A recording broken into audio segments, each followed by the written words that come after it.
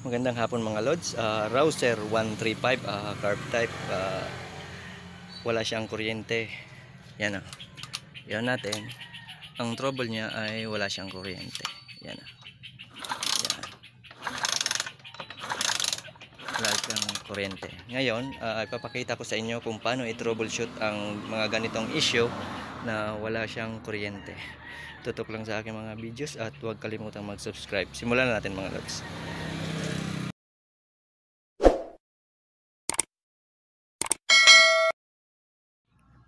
Yan, wala siya.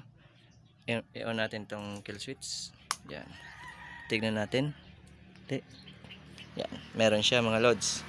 Ngayon, gagamit naman tayo ng sa pag-check nga pala ng pick-up coil. Ang pick-up coil nito, ang coding nito ay puti na may stripe na pula at yung ground, yung itim na may stripe na yellow. I-check natin dito sa multimeter. Yan. Nasa 217, ibig sabihin pasok pa siya mga lods. Lodi, ibig sabihin goods pa yung pulsar coil. Isusunod na naman natin ay yung stator niya, yung pinaka-supply ng kuryente papunta ng regulator. Ang coding ng stator niya ay itong light blue na may stripe na puti, dalawa, pareho yan. Full wave nga pala ang design ng stator ng Rouser 135, kaya ang pag-check nito, ilagay yung isang test probe dito ng test light. Ito kaya lagyan ng alambre at i-clip yung isa at yung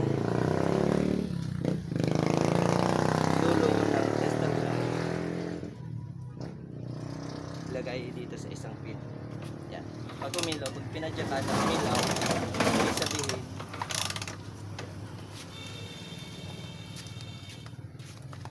pag pinadyakan na umilaw, ibig sabihin goods pa yung stator. Kaya dito sa stator niya walang problema, pati yung pickup coil. Yan. At itong gray na may pula, yung sa kill switch, double check natin. Okay. On, off, on, off.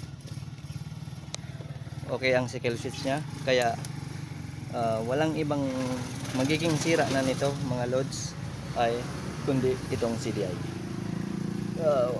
Sigurado yan, 100% CDI ang sira nito, kaya magpapabili tayo nito mga lods. Okay, so ayun, nakapabili na tayo mga lods. Wala dito, ang layo, sa bulan pa nakakuha nito. Replacement lang yan, map. Ikakabit na natin mga lods. Yan ang tabang kabit niyan. Ginaya na lang natin yung coding nung CDI niya kasi dun sa gilid yung pula. Ngayon itetesting na natin kung okay ba talaga yung kuryente. Yan, itetesting na natin kung okay ba yung kuryente. Yan o, lakas na. Umipitik na mga lods. Yan.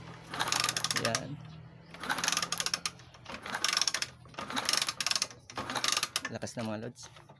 Itong isa, check natin. Yan o. Okay, lakas na ng kuryente. Ngayon ibabalik na natin yan para matesting na natin kung andar. Okay mga lods, moment of truth, tetestingin na natin. Yan, testing. Oy, one click siya mga lods. Okay na.